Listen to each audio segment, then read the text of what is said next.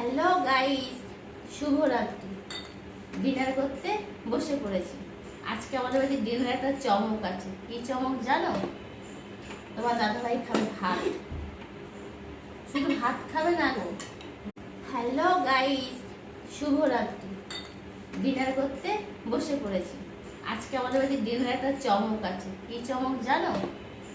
তোমার দাদাভাই খাবে ভাত। শুধু ভাত খাবে না গো। দেখো, ভাত খাবে না শুধু, জানো তো আমাদের বাড়িতে যখন বেশি বেশি কিছু হয় তখন কেউ খাওয়ার থাকে না, সে মাছ মাংস মাটন ডাল ভাত যাই হোক না কেন, তখন বেশি কেউ খাওয়ার থাকে না।